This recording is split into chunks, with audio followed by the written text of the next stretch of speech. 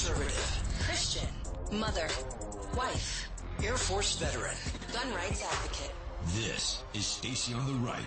Here's your host, Stacy Washington. Hey guys, welcome back to Stacy on the Right.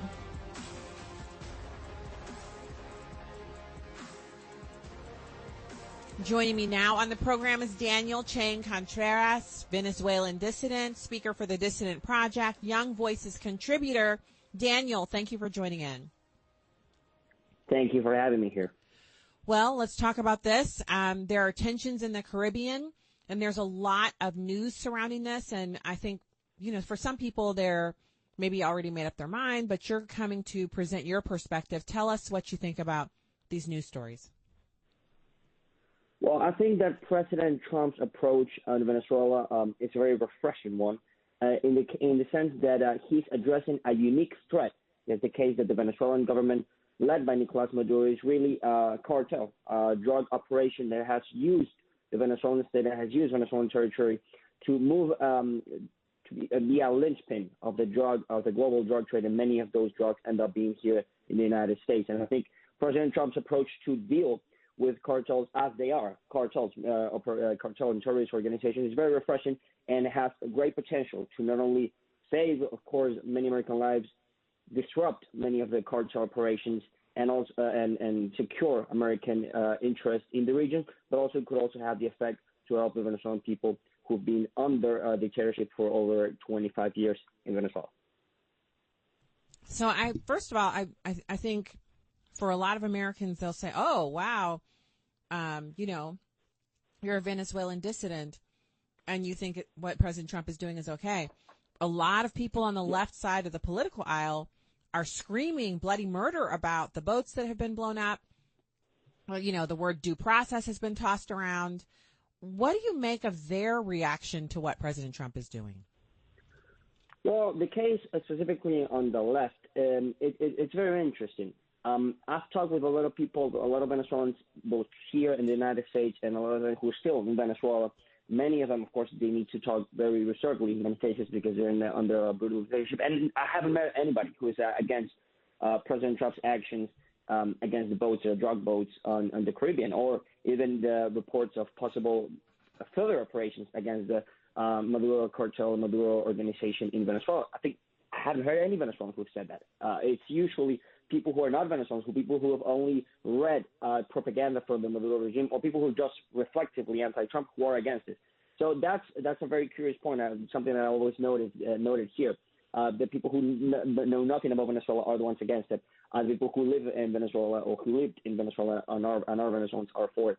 But my question on the other issue is a very simple thing. Venezuela is a unique case, right? Unlike other cartel operations like in Mexico or Colombia, in which the cartels have infiltrated parts of the government, or the government is just unable to counter cartels. The case of Venezuela is the Maduro regime is a cartel by itself. It's a unique case in the way that drug trafficking has worked in the Western Hemisphere. And if you have a unique situation, you need a different types of solutions. Of course, the traditional drug enforcement, anti-drug enforcement operations always assume that the other states, in this case the Venezuelan government, would collaborate to some extent. But in this case, they can't because that's their line of business. And of course, they haven't worked yet. So that's why I think that President Trump's approach on the drug trafficking operations in Venezuela is refreshing. It's a new try because what has been done before clearly is not working. And in the case of Venezuela, in which you have a government that is a drug cartel, and they also collaborate with other hostile actors like Hezbollah, like China, Russia, etc., in the Western Hemisphere, and that has already even kidnapped American citizens. I think the Trump administration is right to confront Maduro as what it is, a drug trafficking organization that sponsors terrorism and other hostile actors in the Western Hemisphere. So the hostile actors, I mean, you talk about Venezuela being controlled by a drug cartel. This is a very serious accusation, but this is also something that is well supported. The drug boats that are being driven into, they're being piloted into the American space, and then they're landing, and the drugs that are on board are being sent out into the world to everybody that you can think of in America, and it's resulting in people dying of fentanyl overdoses and things like that. And so, it is important for us to note that if we stop the importation of the drugs, we can lower the number of people who are being killed from drug overdoses. So this is very important.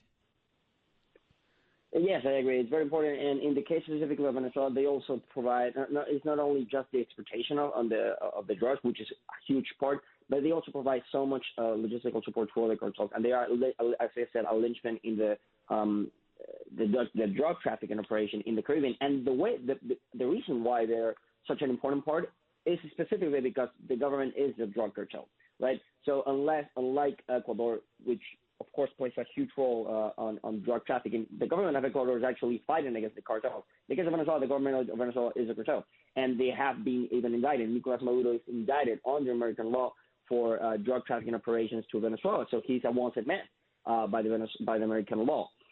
So of course, it is, as I told you before, a very specific scenario, a very unique case, and it needs different types of solution. And that's what President Trump has been doing. I've heard a lot of people in the left, but also on the right, concerned about potential, a quagmire of American troops over Venezuela. But that's not what's on the table right now. The troops in the Caribbean are enough to scare Maduro and disrupt their operations, but not enough to invade a full-scale invasion on Venezuela. Nobody's really asking for that. So what Trump's doing is correct. It's the right approach. And I think we need to see over the next few weeks and months how it develops and how it's actually affecting the drug operations of Maduro, but not also Maduro, but other cartels as well. The other cartels are also taking notes, right? They know that you have a new sheriff in town that's willing to take different types of it's willing to use the full power of the American military to protect the American people. And that way they also will remake their calculations and what they can do to get the drugs to the United States. So they have to acknowledge the new reality of President Trump being here, and that they might not be able to sell as much drugs. Yes, and it's more risky, right? So in the case specifically of the boats, which some people have they're fishers. They're not really fishers. I mean, the local media has pretty much acknowledged and made clear they're involved in drug trafficking. And specifically, I think last day, a couple of days ago, there was a submarine that was struck down by the American military. I don't know any fishers. I don't know about you, Stacy. I don't know any fishers that go in submarines, right, trying to make their day. It sounds improbable. Not what I've seen. Sounds improbable, right? Yeah, that sounds very improbable. Very high tech fishers, if you ask me. But yeah, so that's something that's very interesting. We need to see what's going on what's going to go over the next few weeks and months. But I think it's promising, and how this will disrupt drug cartels. Doesn't mean that it will end drug trafficking. We know that the problem of drug trafficking it needs to be through more things than military operations, but it will disrupt their trafficking operations. It will disrupt the amount of money that cartels like the Maduros and other cartels get, and in that way, it will of course protect the American people. So the hope for us is that Venezuelans will have a country again that is not run by a drug cartel. That's a part of this. Yes, and the good thing about it is that, as I told you before, and one of my I did a piece on this. It's that if there is a transition in Venezuela, it wouldn't be like Iraq, Afghanistan, Libya, which you had an American-imposed system of government that those countries that didn't have a history, that didn't have a tradition to follow, right? You couldn't import a Swedish-style democracy in Iraq. That was absurd. But in the case of Venezuela, it would be a Venezuelan-led alternative in this particular case. Last year, the Venezuelan people elected a new government. Of course, Maduro stole the election, but 70% of the Venezuelan people voted for a new president, and Maduro, of course, responded with imprisoning 2,000 people and killing 40 Venezuelans. But there is, of course, a legitimate political alternative in Venezuela. And if the counter-narcotics operation of President Trump's eventually make the Maduro's grip on power falters, then the Venezuelan people, there will be a Venezuelan-led transition, not an American-imposed imposition, right?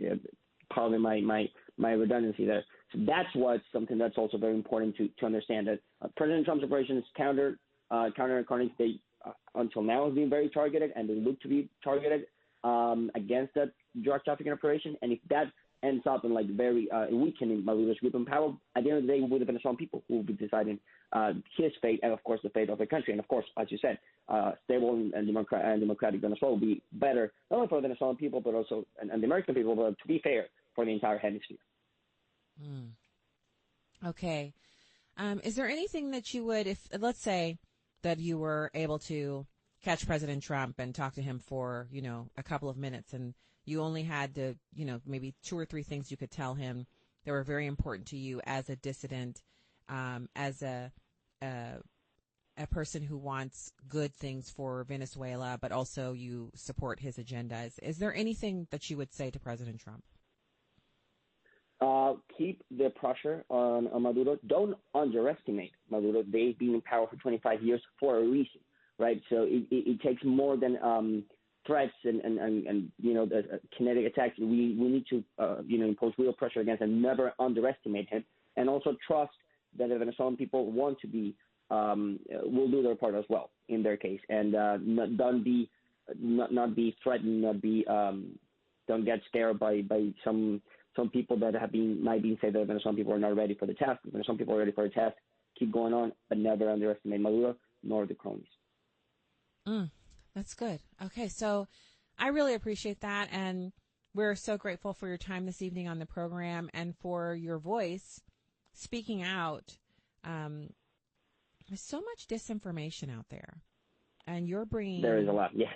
Yeah, and you're bringing the truth. You're coming and you're saying, look, this is my perspective, and I think it's very important. And so thank you for coming on the show and for sharing. Thank you for inviting me. It's been a pleasure. All right. Good to talk to you, and we hope to talk to you again. Daniel Chang Contreras, he joined us tonight as a dissident, speaking out on behalf of America and for the betterment of the Venezuelan people as well. We'll take a quick break here, 866-957-2874 to join me. We'll be right back.